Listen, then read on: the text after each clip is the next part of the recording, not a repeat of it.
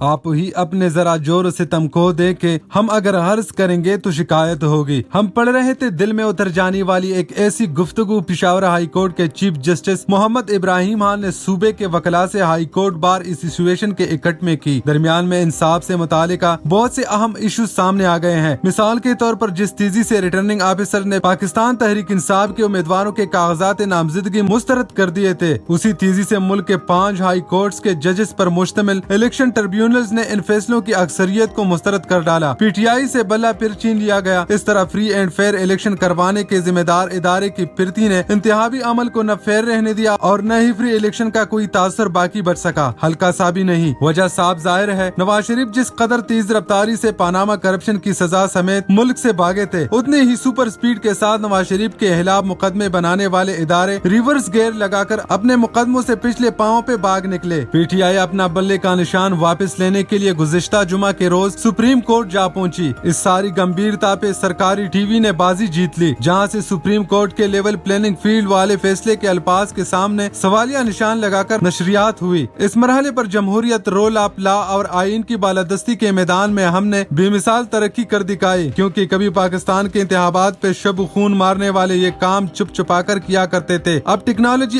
پری پول داندلی اگلے لیول پر پہنچ چکی ہے، جہاں سرزمین بے آئین میں قانون کا حال جنم جلی بیوہ جیسا ہے، جس پہ جو چاہے ہاتھ اٹھائے، دست درازی کرے، اسے صرف 2 حق مل سکتے ہیں: عارف کڑی شریف میاں محمد بشر رحمۃ اللہ علیہ کے بقول لسدہ کی زور رونا یانس جانا۔ 1973 کے آئین کا المیہ یہ بھی ہے کہ وہ چاہنے کے باوجود بھاگنے سے آری ہے۔ اس قدر بے بسی کی کئی بار کچلنے جانے کے باوجود ایک آنسو بھی نہ بہا سکا۔ پشاور ہائی کورٹ کے چیف جسٹس نے جس طرح جسٹس کے اصولوں کی پاسداری کی، اس کی وجہ انہوں نے خود بتائی۔ وکلاء کے ایک اجتماع کو بتایا کہ میں نے جج بن کر خانہ خدا میں حاضری دی، سجدے میں گیا اور حرم کعبہ کے روبرو اپنے مالک سے یہ عہد کیا کہ اگر میں اس منصب پر پہنچا تو بغیر کسی خوف اور لالچ کے صرف اور صرف انصاف کو سربلند رکھوں گا۔ بات ہو رہی تھی ایک خاتون کو انصاف دینے کی، ایسے میں قبل طلوع اسلام کے ایران کا ایک مفکر شیوانہ یاد آ گیا، جس کے پاس ایک چھوٹا لڑکا بھاگتا ہوا آیا، کہنے لگا، آپ میری چھوٹی معصوم بہن کی جان بچائے۔ میری ماں عبادت کدے کے بڑے کاہن کے کہنے پر بڑے بت کے قدموں میں اسے قربان کر رہی ہے۔ لڑکا اور شیوانہ بت کے پاس پہنچے، سامنے معصوم بچی کی ماں ہاتھ میں چھرا پکڑے بند آنکھوں سے کچھ پڑھ رہی تھی۔ ارد گرد لوگ جمع تھے، بڑے بت کے ساتھ باری بتر پر کاہن موجود تھا۔ ماں بیٹی کو گلے لگا کر والہانہ چوم رہی تھی۔ شیوانہ نے پوچھا، بیٹی کو کیوں قربان کرنا چاہتی ہو؟ عورت نے جواب دیا، کاہن نے بتایا کہ زندگی کی مشکلات ختم کرنے کے لیے سب سے عظیم ترین ہستی کو بت پر بلی چڑھا دو۔ شیوانہ نے کوہکوہا لگایا اور کہا، تم بچی کو گلا کیوں کاٹ رہی ہو؟ یہ تمہارے لیے عزیز ترین کیسے ہوئی؟ تمہارا عزیز ترین پتھر پہ بیٹھا ایک کاہن ہے، جس کے کہنے پر تم پھول سی بچی کی جان لینا چاہتی ہو۔ پھر شیوانہ نے بڑے بت کی طرف اشارہ کیا اور عورت سے کہا، ادھر دیکھو، یہ بت احمق نہیں ہے، اسے تمہاری سب سے عزیز ترین ہستی کی قربانی چاہیے۔ تم بچی کا گلا کاٹنے کی غلطی مت کرنا، ایسا نہ ہو کہ بڑا بت تم سے مزید ناراض ہو جائے، کیونکہ کاہن تمہاری عزیز ترین ہستی ہے، جس کے کہنے پر تم اپنی بیٹی کا گلا تک کاٹنے پر تیار ہو۔ ناراض بت تمہاری زندگی کو جہنم بنا دے گا۔ شیوانہ کی یہ باتیں سن کر عورت گہری سوچ میں پڑ گئی۔ پھر اچانک اس نے بچی کے ہاتھ پاؤں کھول دیا اور چھری ہاتھ میں لے کر کاہن کی طرف دوڑ پڑی، مگر کاہن پہلے ہی وہاں سے جا چکا تھا۔ اس کہانی کا مورل یہ ہے کہ دنیا میں صرف آگاہی کو فضیلت حاصل ہے، اس لیے کہ آگاہ شخص اپنے کاہن کو پہچان سکتا ہے۔ آج بھی کاہن دوسروں کو بلی چڑھا کر اپنی نسلوں کو بت بنانا چاہتے ہیں۔ جس نظام میں یہ بنیادی ناانصافی ہو، اس کے معصوم بچے ان کی مائیں آگاہی سے ہمکنار ہو کر جہالت سے انکار کر دیتی ہے۔ اس دوران ایک اور واقعہ شکارپور سندھ میں بھی رونما ہوا۔ یہ ایک مسلح ڈکیتی کی واردات تھی جو سندھ کے سول جج صاحب کے ساتھ ہوئی۔ سول جج شکارپور کے نواح میں پہنچے تو ان کو گن پوائنٹ پر لوٹ لیا گیا۔ ڈاکو جج صاحب کا موبائل فون اور نقدی چھین کر بڑی آسانی سے فرار ہو گئے۔ خبر کے مطابق جج نے لوٹنے والوں سے کہا، میں سیشن کورٹ کا جج ہوں، میرا خیال کرے۔ ڈاکو نے جواب دیا، جناب والا، ہمارا قانون سب کے لیے برابر ہے۔ زہرا نگاہ نے شاید کچے کے جنگل کے ان ڈاکوؤں کے لیے ہی کہہ رکھا ہے، سنا ہے جنگلوں کا بھی کوئی دستور ہوتا ہے۔ Chief justice Peshawar high court نے بار ایسوسیشن ہری پور میں وکلاء کی دعوت پر خطاب کیا۔ اس موقع پر کچھ پبلک سرونٹ اور ججز بھی موجود تھے۔ رول آف لا کی موجودہ صورتحال بیان کرتے ہوئے ان کے خطاب کا ایک حصہ پڑھنے سننے کے قابل ہے۔ رول آف لا کے لیے کوئی ایسے آرڈر آ جاتے ہیں، ان کا ٹھیک ٹھاک معائنہ کر کے اگر واقعی کوئی ایسا کیس بنتا ہے کہ جو رول آف لا کے لیے ضروری ہو تو بے شک وہ کیس بھی بنایا کرے، کیونکہ آج کل ہمارے ملک میں ایک روایت بن چکی ہے، پورے पूरे पाकिस्तान में तो बहुत ज्यादा है, लेकिन हमारे यहाँ किसी हद तक ये कोशिश हम करते हैं कि रोला प्ला और लाहौर सुपरमेसी आपला के लिए हम अपना किरदार अदा करें। अगर रोला प्ला और सुपरमेसी आपला कायम रहती है तो इंशाल्लाह हम सब सर्वाइव करेंगे, और अगर खुदा ना ख्वास्ता रोला प्ला और सुपरमेसी आपला ना हो तो सर्वाइवल बड़ा मुश्किल हो जाएगा। डिप्टी कमिश्नर साहब से भी ये अर्ज है, क्योंकि यहाँ पे बेटे हैं, डीपीओ साहब भी बेटे हैं, कि बेशक अपने तरीके से डिबेट मत करे, लेकिन जहाँ पे आपको पता चल जाए कि यहाँ पे कोई बेगुनाह आदमी है उसकी मदद करना फर्ज समझ कर अदा करे। मुस्तफा ज़ैदी ने रोला प्ला पे कमाल का मंजरनामा खींचा। ए वतन कैसे ये दब्बे दरो दीवार पे हैं, किस शकी के ये तमाचे तेरे रुखसार पे हैं। ए वतन ये तेरा उतरा हुआ चेहरा क्यों है, उर्फ़े वबा में शबिस्तान में अंधेरा क्यों है, दर्द पलकों से लहू बन के चलकता क्यों है, एक एक सांस पे तनकीद का पहरा क्यों है। किसने माँ बाप किसी आंख उठा ली तुझसे, छीन ली किसने तेरे कान की बाली तुझसे।